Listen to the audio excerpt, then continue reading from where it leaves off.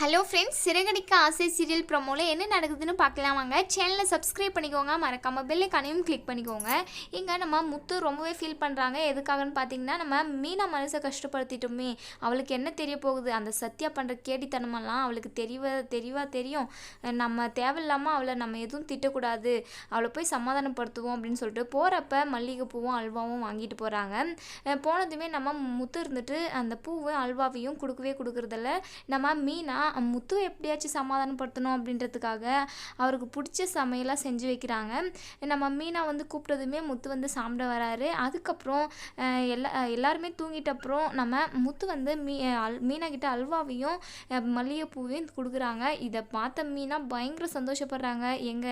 என் மேலே இருந்த கோவமெல்லாம் போயிடுச்சுங்களா உங்களுக்கு அப்படின்னு சொல்லி ரொம்பவே சந்தோஷப்படுறாங்க. முத்து இருந்துட்டு கோவமெல்லாம் போல, என்னதான் இருந்தாலையும் நான் சொல்கிற பேச்சு நீ கேட்டிருந்துருக்கணும், நீ கேட்காம என்னை மீறி போனது தப்பு தான், இருந்தாலுமே எனக்கு மனசு கேட்கல, அதனால தான் வந்து பேசிட்டேன் அப்படின்னு சொல்கிறாங்க. நம்ம மீனா இருந்துட்டு எனக்கு ரொம்ப சந்தோஷமாக இருக்குதுங்க, தெரியுங்க உங்களோட நல்ல மனசு யாருக்குமே வராது, மற்றவங்களோட கஷ்டத்தையும் புரிஞ்சுக்கிற மனசு தான் உங்கள் மனசு அப்படின்னு சொல்லிட்டு நம்ம மீனாவும் பேசிக்கிட்டு இருக்காங்க. மறுநாள் காலையில் நம்ம முத்து வந்து ஒரு சவாரிக்கு போகிறாங்க.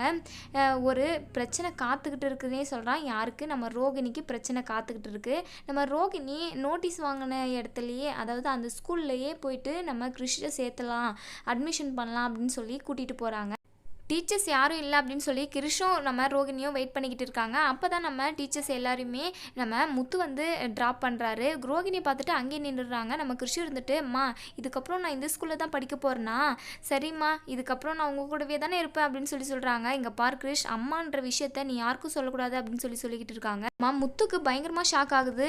பார்லர் அம்மா, நீ எவ்வளோ பேர் கேடின்னு எனக்கு இப்போ தெரிஞ்சு போச்சு, நீ தப்பி